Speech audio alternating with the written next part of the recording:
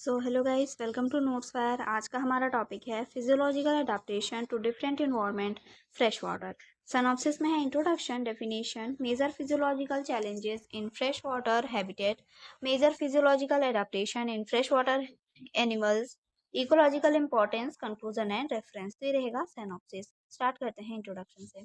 Fresh water habitats जैसे कि झील, नदी और तालाब में रहने वाले जीवों को अलग तरह की फिजियोलॉजिकल प्रॉब्लम्स का सामना करना पड़ता है, जैसे लो salt concentration, high water intake और टेम्परेचर फ्लक्चुएशंस। इन सब से निपटने के लिए उन्हें अपने शरीर में फिजियोलॉजिकल एडेप्टेशंस विकसित करने पड़ते हैं ताकि वे ऑस्मोटिक बैलेंस बनाए रख सकें और सरवाइव कर सकें।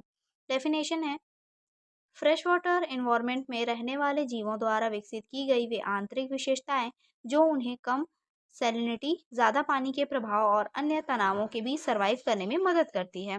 ठीक है, इसका डेफिनेशन था।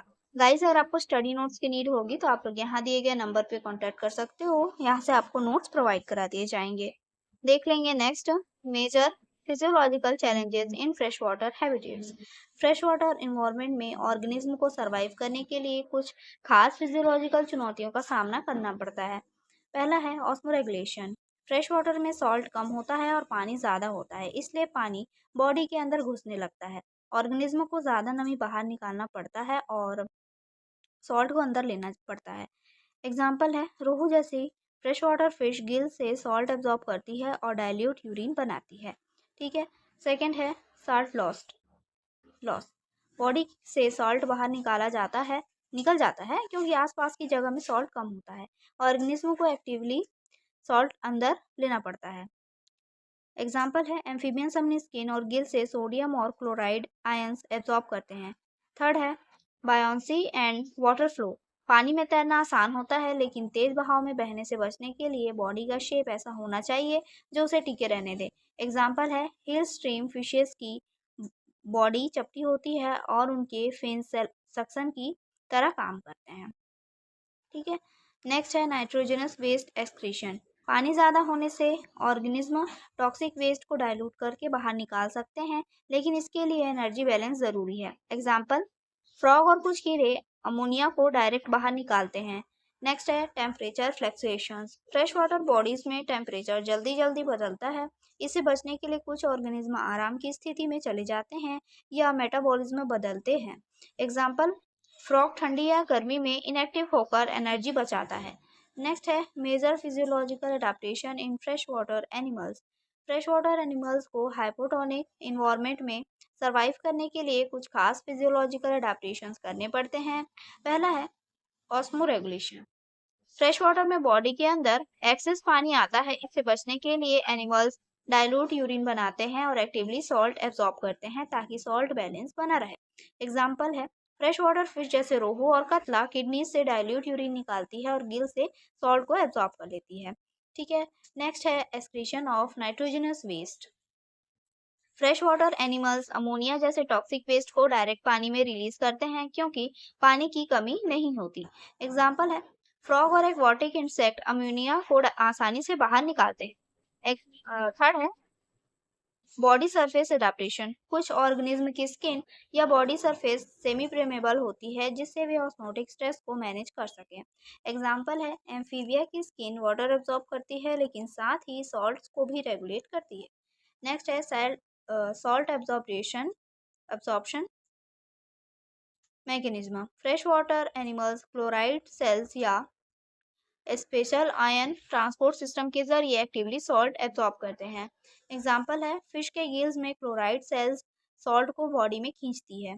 नेक्स्ट है बायोंसी कंट्रोल। फ्रेश वाटर में फ्लोट करने और मूवमेंट में स्टेबिलिटी बनाए रखने के लिए कुछ ऑर्गेनिज्म के पास स्विम ब्लैडर या म्यूकस सिक्रीशंस होते हैं।